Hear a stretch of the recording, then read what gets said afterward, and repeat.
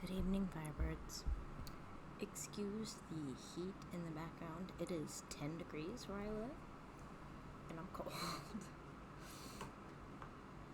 I usually turn the heat off during my videos because it gets quite loud, but I think I might just end up regular talking to talk over it.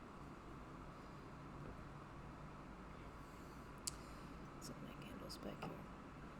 It has been an extremely busy week for me. I have just now started planning my wedding.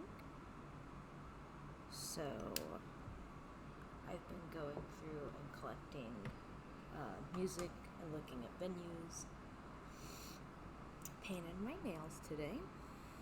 Give you guys a little bit of something sparkly to look at. My other nail polish had almost completely chipped off. I've also got myself a cup of cocoa.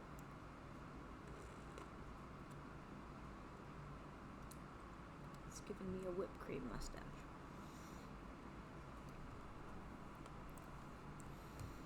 Alright. Chapter 6, Four-Footed Phantoms.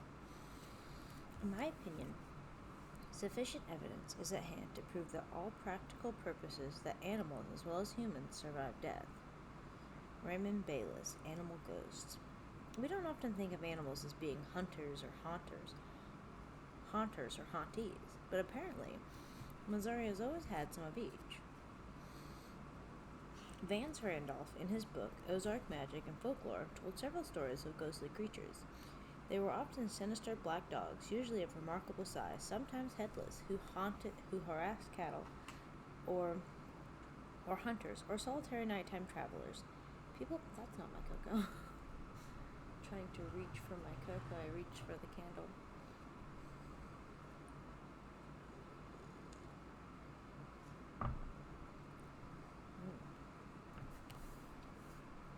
People claim to have struck at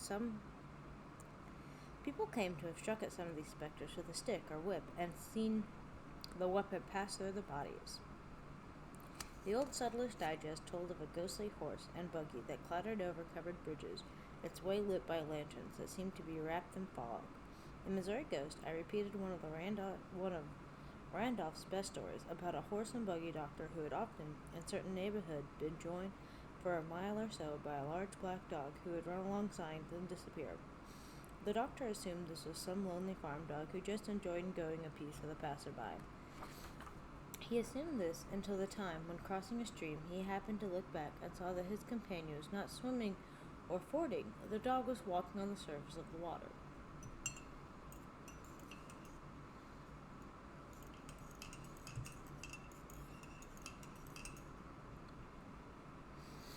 Our own noisy and brightly lighted times are not conducive to ghostly activity, and we're so detached from the natural world that we're less likely than our forebears to notice unusual happenings with animals, but we do have a few good stories. One stars a rabbit, a few star cats, and several star dogs or horses. Some of these are inextricably tied to other haunts, and appear in other chapters. For instance, the Hallsville rabbit in Chapter 4 and the southern horses in Chapter 14. Here are others.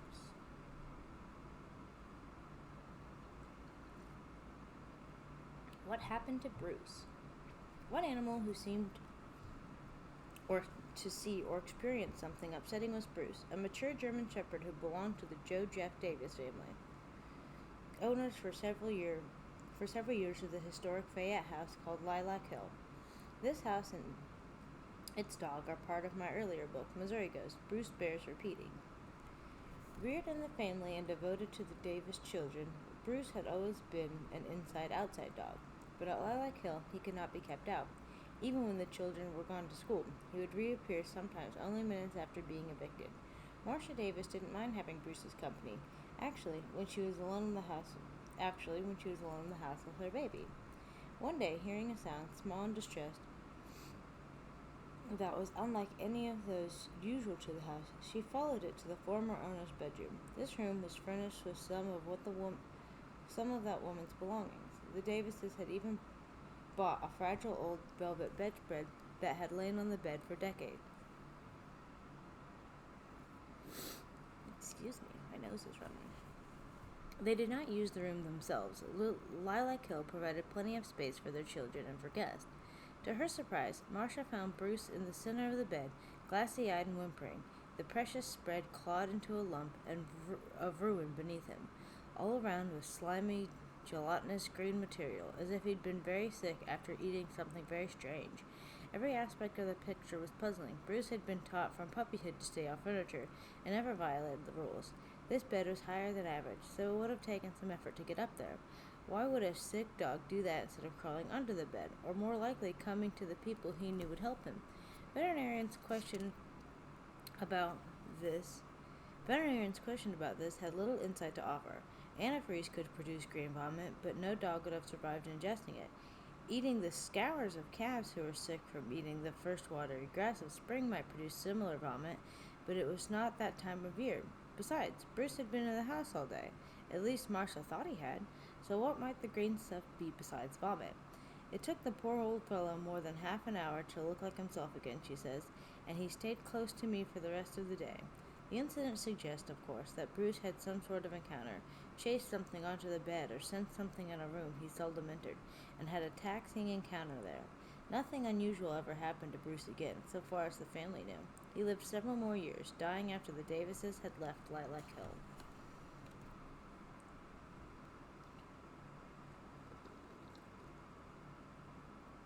Homecoming. The late Russ Hawkins, Ashland's well-known collector of ghost stories, had one about some dogs. A feist, and a large retriever, whose faithfulness extended beyond death. It seems that a preposterous Missouri farmer had a son who was either a chronic invalid or disabled in some way. On the boy's request, or because the father wanted to provide a treat for his son, an extensive European trip was arranged. Unable to take time off from work to oversee the trip himself, the farmer hired someone else to do it. A well-traveled man, aware of the best places to go and the best routes and hotels. A further measure of the father's indulgence. The boy's two beloved dogs went along. The father received several letters from his son, delighted with the voyage and with all he was seeing. But then the letter stopped. We can only guess what measures the farmer tried to take to locate his son and the traveling companion. No doubt all involved recognized it as a lost cause. The companion had murdered or abandoned the boy for the money involved. What convinced the father that there is no hope was the dog's return. Sort of. Both he and his employees saw them, close enough to have no doubt of their identity, but never near enough to touch them.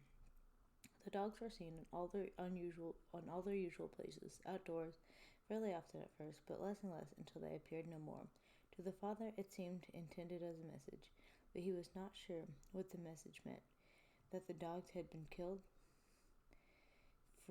freeing them to return in this way, but the boy was still alive, or that all were gone to another realm of existence, and the dogs had come back to hint to the father of that, and then had returned to their young owner. The dogs all knew. Sue Webster told me that her father had a tradition of calling his 5 children each Sunday evening, just for a brief check-in to see if all was well. He usually reached Sue around 8 p.m. One particular Sunday, she and her husband were watching TV in the company of their large dog, a mixture of both breeds whose warnings could be taken seriously. This night, their pet stalked to the patio doors, growling, but her tone quickly changed to something more like a whine, and she came and pressed herself hard against them, trembling. She continued to tremble for several minutes, and look uneasily at the doors. Her owners could see nothing there. Half an hour or so later, Sue's mother called to tell them that Sue's father had died suddenly at church. Back home with her siblings for their father's funeral, Sue mentioned her dog's behavior, noting that it happened almost exactly at the time of the death. One by one, the others related with amusement that their dogs had reacted in a similar way. Their sister, who had several collies, their father's favorite breed, said her dogs circled the house, running and barking. Another little experience Sue cherishes. Her father, in the days of Lassie's prominence on TV, greatly enjoyed the show and was pleased to know someone who won a Lassie puppy in the naming contest. The winning name had been Friend, and Sue says her father often commented on what a good name that was, more dignified than Buddy or Pal, reminding everyone who heard it of a dog's true worth. He later had a dog who he called Friend. Sue's son, Matt, never knew his grandfather, and nothing had been said to him about a dog named Friend. The child was very fond of a pull-along toy dog, and one day Sue said to him, "What's your puppy's name?" "It's Friend," the toddler replied at once. "His name is Friend."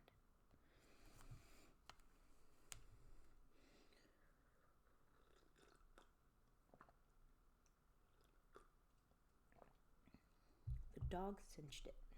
In Nevada, Jack and Shirley Ann Basto bought a nice old house which had been allowed to fall into ruins. With love and care, ignoring local warnings about the place's colorful history, they restored it to much of the appearance it had when new. The builder had been a successful Nevada merchant named John Clack. He and his wife Delia took 11 years to build, so they must have incorporated all the dream home fantasies each of them entertained. Patrick Brophy, writing about it in his engrossing history of Vernon County, Past Perfect, knew of nothing untoward that had happened there, except that Delia died at a younger than average age. However, this was not before she saw their daughter make a desirable marriage into which she was beautifully launched from the parlor of her parents' home. While working on the house, the Bastos experienced nothing more annoying or unpleasant than tools disappearing, but after living there a while, they began to hear quarrelsome voices in parts of the house, distant from where they happened to be. They could never find evidence of prankster entry. Another puzzling episode was a woman reported relaxing on their back deck when they were away on vacation. A friend passing by where they were gone did not know what to think of the woman in dark clothes sitting there as if she'd owned the place. As time passed and nothing harmful happened to them or to their property, the Bastos began to feel on rather friendly terms with their ghost, and to joke about them in conversations. Guests in their home were always intrigued by Shirley Ann's custom of leaving an open Bible in each room. She had read that this was a good ploy for keeping ghosts away, and had tested it by sometimes closing the books. When she did, strange things happened again, and one of the strangest was this.